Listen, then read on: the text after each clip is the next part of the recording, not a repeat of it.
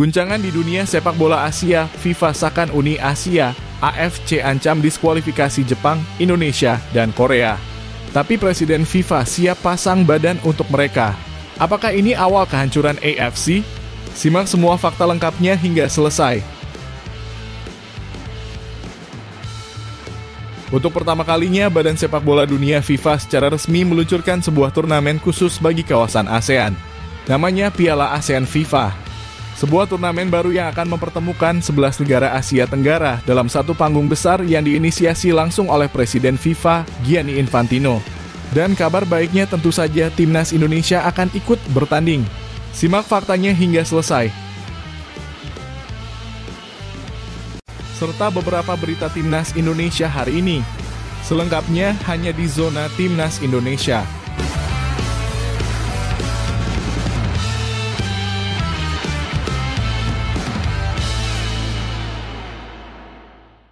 Sebelumnya, jangan lupa subscribe channel ini supaya tidak ketinggalan berita timnas Indonesia. Guncangan di dunia sepak bola Asia, FIFA sahkan Uni Asia, AFC ancam diskualifikasi Jepang, Indonesia, dan Korea. Tapi Presiden FIFA siap pasang badan untuk mereka. Apakah ini awal kehancuran AFC? Simak semua fakta lengkapnya hingga selesai. Dunia sepak bola kembali diguncang setelah Presiden FIFA secara resmi mengesahkan terbentuknya Uni Asia, sebuah federasi baru yang diklaim akan menjadi wadah persatuan dan modernisasi sepak bola di kawasan Asia. Keputusan tersebut disambut gegap gempita oleh 33 negara anggota Asia yang menyatakan siap bergabung, termasuk 3 motor utama pembentuknya, Jepang, Indonesia, dan Korea Selatan. Namun langkah revolusioner ini ternyata memicu badai besar di tubuh Konfederasi Sepak Bola Asia, dalam kurung AFC. Dalam pernyataan mengejutkan yang dirilis di markas besar AFC di Kuala Lumpur, pihak konfederasi menuduh ketiga negara tersebut melakukan pembangkangan organisasi dan tindakan yang merusak integritas kompetisi resmi AFC. Tak tanggung-tanggung, AFC bahkan mengancam akan mendiskualifikasi Jepang, Indonesia, dan Korea Selatan dari Piala Asia 2027 turnamen paling bergengsi di kawasan ini. AFC tidak dapat mentolerir tindakan yang dianggap sebagai upaya memecah belah dan mendirikan struktur paralel di luar otoritas kami, ujar Sekjen AFC Tan Sri Ahmad Farouk dalam konferensi pers darurat. Jika mereka terus mendorong Uni Asia, kami akan mengambil tindakan tegas termasuk pelarangan dari seluruh turnamen AFC, tegasnya. Presiden FIFA turun tangan, tidak usah khawatir, kami akan bikin turnamen lebih baik. Pernyataan keras dari AFC langsung memantik reaksi tajam dari Presiden FIFA, Gianni Infantino, yang justru tampil membela para pelopor Uni Asia. Dalam konferensi pers di markas FIFA, Infantino menyebut langkah AFC sebagai tindakan kuno yang menolak kemajuan. Tidak usah khawatir, ujar Infantino dengan nada tegas. Jika AFC menolak perubahan, FIFA siap membantu menciptakan turnamen yang lebih besar, lebih modern, dan lebih inklusif dari Piala Asia. Dunia tidak akan menunggu mereka yang takut dengan inovasi. Pernyataan itu sontak membuat dunia sepak bola Asia bergejolak. Banyak pihak menilai bahwa untuk pertama kalinya dalam sejarah otoritas AFC secara nyata ditantang langsung oleh FIFA. Menurut dokumen yang bocor ke media, 33 negara Asia yang sudah menandatangani kesepakatan Uni Asia antara lain mencakup negara-negara Asia Timur, Asia Tenggara, dan sebagian Timur Tengah. Namun beberapa negara seperti Arab Saudi, Qatar, dan Iran memilih untuk tidak bergabung dan menyatakan kesetiaan kepada AFC. Langkah itu menciptakan ketegangan diplomatik baru, di mana sebagian analis menyebut Asia kini terbelah menjadi 2 kubu besar, kubu reformis Uni Asia, yang ingin mempercepat modernisasi dan keterbukaan sepak bola Asia di bawah pengawasan langsung FIFA. Kubu tradisionalis AFC yang menolak segala bentuk campur tangan baru dan menilai Uni Asia sebagai ancaman terhadap eksistensi AFC itu sendiri. Menariknya, di antara 3 negara penggagas Uni Asia, Indonesia disebut-sebut memainkan peran kunci. Presiden PSSI Erick Thohir dikabarkan menjadi salah satu arsitek utama yang melobi FIFA dan negara-negara lain untuk mewujudkan Uni Asia. Dalam wawancara eksklusif dengan media internasional, Thohir menyebut langkah ini sebagai revolusi sepak bola Asia yang sudah lama tertunda. Kami lelah hanya jadi penonton. Saatnya Asia memimpin perubahan, bukan sekadar mengikuti instruksi, kata Erick Thohir dengan nada tegas. Jika AFC ingin mendiskualifikasi kami, biarlah. Kami punya visi lebih besar. Pernyataan itu membuat media sosial meledak. Di Indonesia, tagar hashtag Dukung Uni Asia menjadi trending, sementara di Jepang dan Korea Selatan ribuan supporter menggelar aksi simbolis mendukung Asia Baru. Beberapa pengamat menilai ancaman AFC bisa berbalik menjadi bumerang. Hilangnya 3 negara besar Jepang, Indonesia, dan Korea Selatan dari Piala Asia 2027 akan mengurangi daya tarik komersial dan kualitas kompetisi secara drastis. Di sisi lain, FIFA disebut sedang menyiapkan Asian Super Nations Cup, turnamen alternatif dengan format modern, hadiah besar, dan sistem digitalisasi VAR 3.0 yang konon akan menjadi Piala Asia versi baru. Jika itu terjadi, Asia berpotensi mengalami perpecahan terbesar dalam sejarah sepak bola internasional. Langkah pengesahan Uni Asia oleh FIFA telah memicu krisis geopolitik olahraga yang belum pernah terjadi sebelumnya. Di satu sisi ini bisa menjadi awal era baru bagi sepak bola Asia yang lebih terbuka dan profesional. Namun di sisi lain, ancaman AFC dan potensi boikot besar-besaran dapat membawa dunia sepak bola Asia ke dalam periode paling gelap dalam sejarahnya. Yang jelas, satu hal pasti setelah Uni Asia disahkan, tidak ada jalan kembali.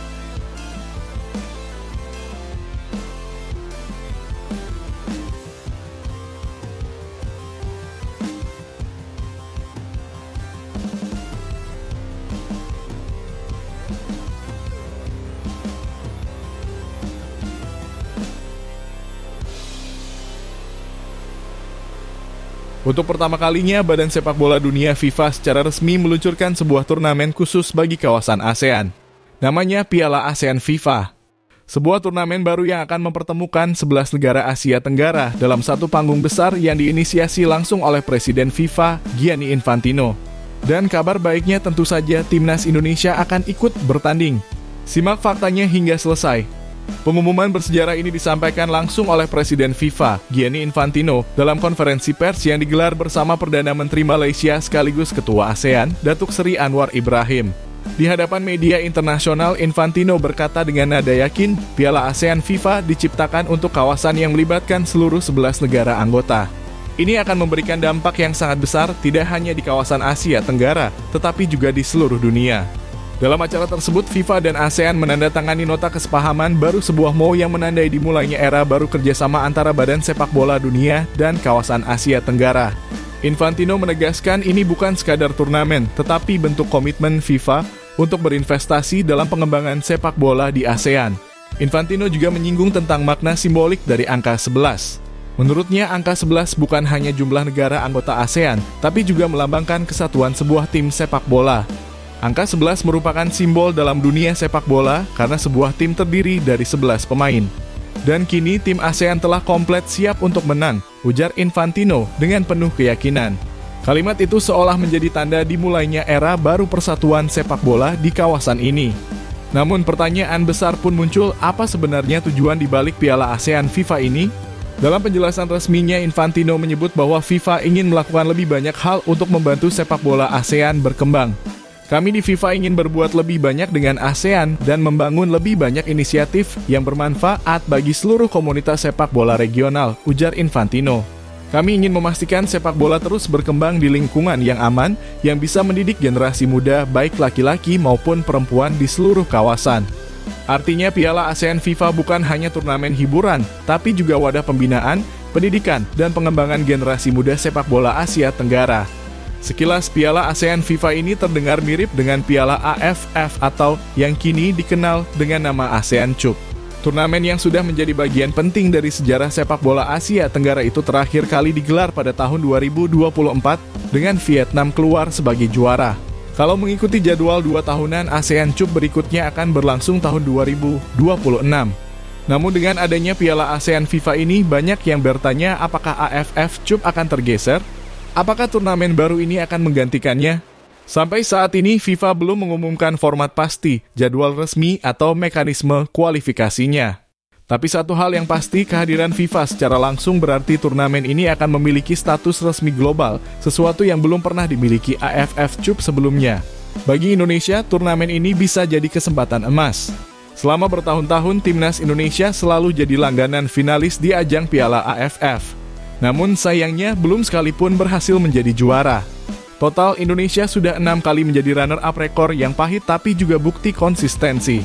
Thailand masih menjadi penguasa ASEAN dengan 7 gelar juara, diikuti oleh Singapura dengan 4 gelar, Vietnam dengan 2, dan Malaysia dengan 1 trofi. Tapi kini dengan hadirnya Piala ASEAN FIFA, bisa jadi inilah panggung baru untuk Indonesia membuktikan diri. Dengan status turnamen di bawah FIFA, bisa jadi akan ada peningkatan standar dari segi kualitas wasit, fasilitas, hingga sistem teknologi seperti VAR modern. Dan itu berarti setiap negara termasuk Indonesia akan tampil dengan motivasi yang jauh lebih tinggi.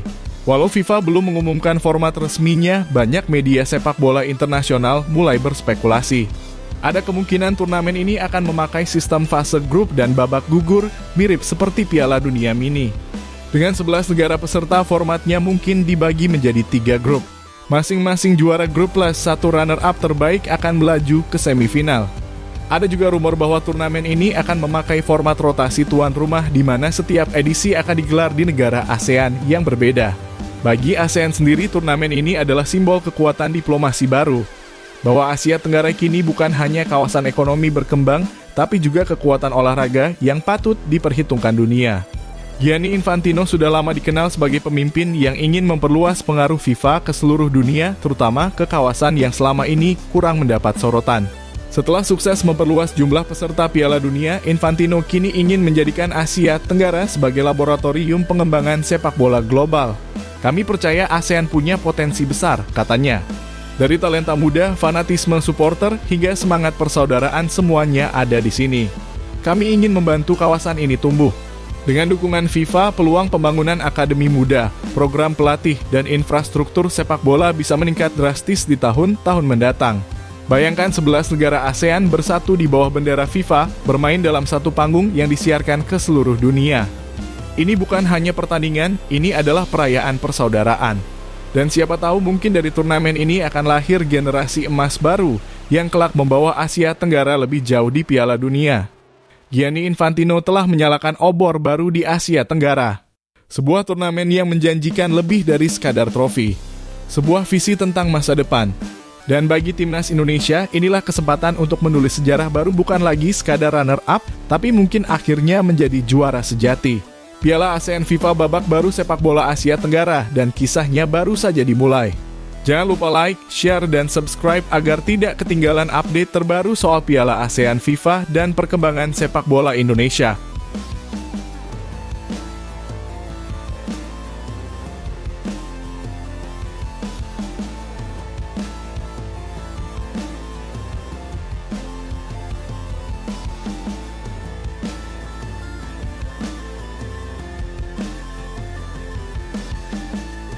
Di luar dugaan, tiba-tiba AFC ucapkan terima kasih kepada ex-pelatih timnas Indonesia Patrick Kluivert. Ada apa dibalik keputusan mengejutkan ini?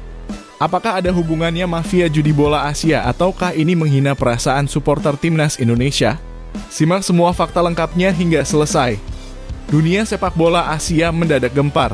Konfederasi Sepak Bola Asia (AFC) tiba-tiba mengucapkan terima kasih secara terbuka kepada ex-pelatih timnas Indonesia Patrick Kluivert melalui unggahan resmi di akun media sosial mereka @afcasiancuk. Unggahan itu berbunyi sebuah babak membanggakan telah berakhir. Semangat Patrick Kluivert akan menjadi bagian dari kisah Garuda. Terima kasih Patrick Kluivert. Unggahan singkat itu sontak memicu gelombang reaksi publik di tanah air. Banyak yang mempertanyakan alasan AFC memberi penghormatan kepada pelatih asing yang justru dinilai gagal membawa Indonesia lolos ke putaran 4 kualifikasi Piala Dunia 2026 zona Asia. Kok bisa AFC mengucapkan terima kasih ke Patrick? Jasanya apa sehingga diucapkan terima kasih? Tulis akun X (Twitter @serendipia). AFC lawa mengucapkan terima kasih ke Kluivert, sedangkan Indonesia kecewa, sindir akun @bembieno. Apa urusannya AFC ngucapin terima kasih? Kocak AFC, tambah akun @rizalog. Patrick Kluivert dan PSSI resmi mengakhiri kerja sama pada Kamis 16 Oktober 2025. Dalam pernyataan resminya, PSSI menyebut perpisahan dilakukan dengan cara baik-baik karena adanya perbedaan visi dan hasil yang tidak sesuai target. Namun tak sampai seminggu setelah pemutusan kontrak, AFC justru memberikan penghormatan yang dianggap tidak lazim bagi seorang pelatih yang gagal memenuhi ekspektasi publik. Seolah menambah kecurigaan publik, tak lama setelah perpisahan tersebut, Kluivert terlihat di Spanyol menyaksikan pertandingan Barcelona U-Strip 19 versus Olympiakos U-Strip 19 dalam ajang UEFA Youth League 2025 hingga 2026. Publik Indonesia pun mulai berspekulasi, apakah Kluivert memang sudah siap pergi bahkan sebelum kontraknya resmi berakhir. Kegagalan Indonesia di putaran ketiga kualifikasi Piala Dunia dianggap banyak pihak terlalu aneh untuk sekadar disebabkan faktor teknis. Beberapa laga terakhir timnas memperlihatkan performa tidak konsisten, keputusan taktik janggal, hingga pergantian pemain yang dianggap tidak masuk akal. Sejumlah pengamat sepak bola nasional bahkan menilai ada campur tangan gelap dalam beberapa pertandingan tersebut. Kalau melihat pola pertandingan, terutama di 2 laga terakhir, banyak momen yang tidak wajar. Pergantian pemain di menit krusial, kesalahan individu yang terlalu sering. Ini bukan sekadar faktor psikologis, ujar salah satu analis sepak bola yang nggak disebut namanya. Rumor pun mencuat bahwa jaringan mafia judi bola internasional berpotensi ikut bermain dalam laga-laga kualifikasi zona Asia.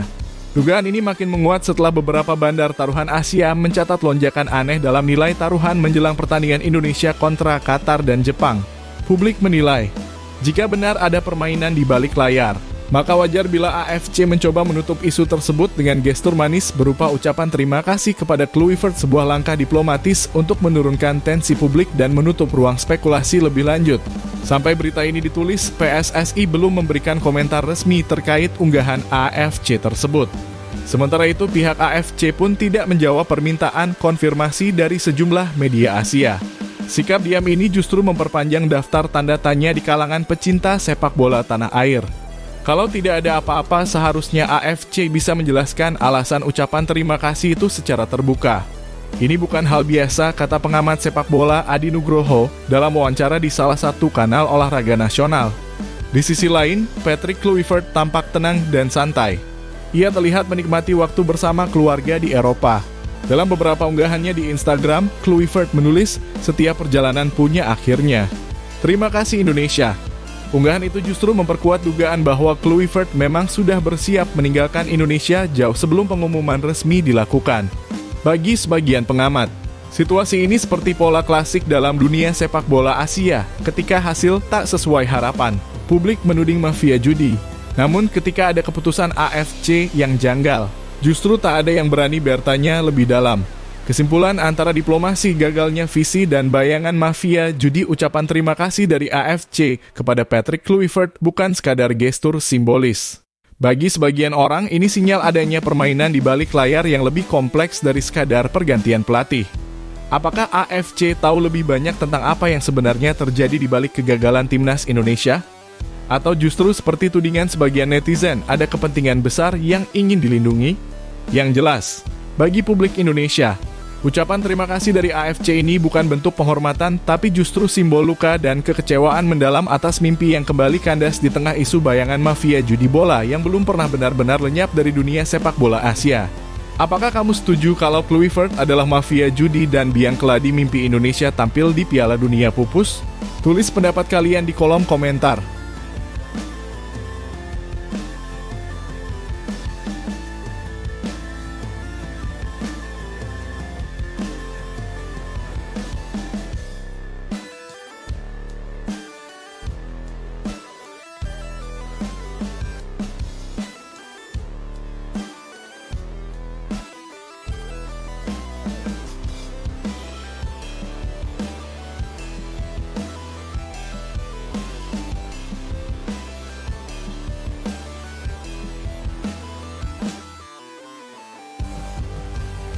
Timnas senior istirahat, tapi timnas Indonesia U23 justru yang turun di ajang FIFA Matchday.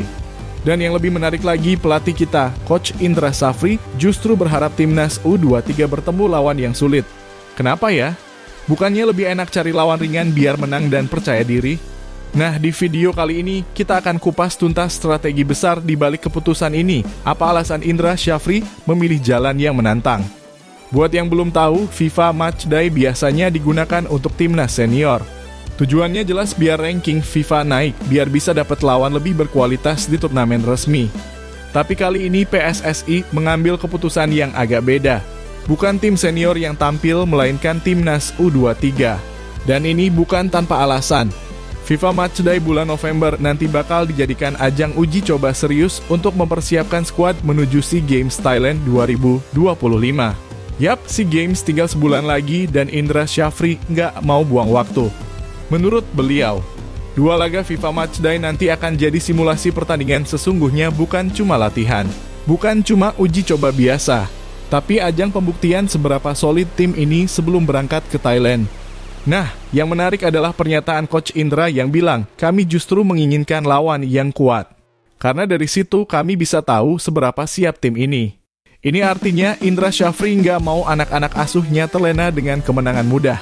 Ia ingin timnas U23 diuji, ditekan, bahkan mungkin kalah supaya mereka belajar menghadapi tekanan sebenarnya. Kalau dilihat dari sejarahnya, Coach Indra memang dikenal punya filosofi uji mental lewat tekanan. Ingat waktu di Piala AFF U22 dan SEA Games 2019? Timnya sempat terseok di awal, tapi di akhir justru tampil luar biasa. Buat Indra Syafri, kalahan di laga uji coba bukan masalah asal tim bisa tumbuh, belajar, dan siap menghadapi laga-laga yang sesungguhnya. Makanya ia minta lawan yang benar-benar menantang, bukan tim lemah yang bisa dikalahkan dengan mudah. Coach Indra bilang, 2 laga FIFA Matchday nanti bukan cuma pertandingan persahabatan, tapi bagian dari latihan terintegrasi, atau dalam kata lain ini bagian dari rencana besar yang sudah disusun staf pelatih dan jajaran BTN. Artinya setiap menit pertandingan, setiap taktik, bahkan setiap kesalahan pemain akan jadi bahan evaluasi serius. Kami ingin FIFA Matchday ini menjadi simulasi kompetitif yang terintegrasi dengan program latihan, kata Indra Syafri dalam wawancara resminya. Jadi bisa dibilang FIFA Matchday nanti adalah ujian akhir sebelum SEA Games. Dan menariknya, mereka akan menentukan lawan dengan sangat hati-hati. Indra bilang pemilihan lawan akan dilakukan dengan diskusi bersama Sekjen PSSI, BTN, dan Direktur Teknik. Lawan yang dipilih bukan cuma dilihat dari ranking, tapi juga dari gaya bermain dan karakter lawan, supaya bisa menguji berbagai aspek dari permainan Garuda Muda. Sebelum ini, timnas U23 sudah menjalani 2 laga uji coba melawan India U23 di Stadion Madia, Jakarta. Pada laga pertama, Garuda Muda kalah 1-2. Lalu di laga kedua, hasilnya sedikit membaik, imbang 1-1. Meski hasilnya belum memuaskan, banyak hal positif yang bisa diambil. Indra menilai pertandingan itu jadi tolok ukur penting untuk melihat kesiapan fisik, taktik, dan mental pemain. Dari 2 laga itu kita bisa lihat beberapa hal, pertahanan yang mulai solid meski masih sering kehilangan konsentrasi, serangan yang lebih bervariasi, tapi penyelesaian akhir masih jadi masalah besar. Dan dari situlah Indra tahu tim ini belum siap 100%, makanya FIFA Matchday November nanti harus jadi ajang evaluasi besar-besaran. Target utama dari semua ini tentu adalah SEA Games 2025 di Thailand. Kita tahu SEA Games adalah ajang bergengsi di Asia Tenggara, dan Indonesia selalu punya ekspektasi tinggi di sana. Indra Syafri ingin memastikan kali ini Garuda Muda datang bukan sekadar berpartisipasi, tapi benar-benar siap menjadi juara. Karena itu ia ingin semua aspek tim diperkuat, taktik dan transisi permainan, mental bertanding, dan tentu saja chemistry antar pemain.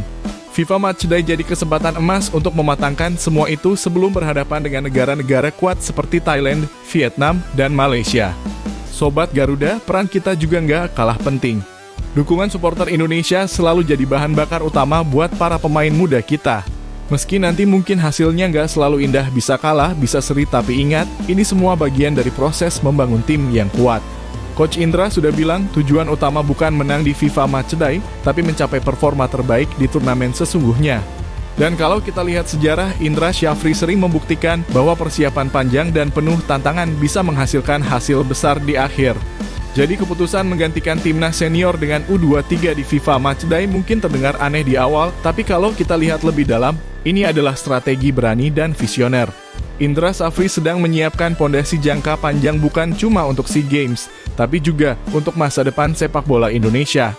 Kita doakan semoga Garuda Muda tampil maksimal dan semoga lawan-lawan kuat nanti bisa benar-benar mengasah mereka jadi tim tangguh yang siap membanggakan Indonesia di kancah Asia Tenggara. Kalau kamu setuju dengan langkah Indra Syafri ini, tulis di kolom komentar ya menurut kamu siapa lawan ideal buat timnas U23 di FIFA Matchday nanti. Jangan lupa like, subscribe, dan nyalain loncengnya biar nggak ketinggalan update terbaru seputar timnas Indonesia.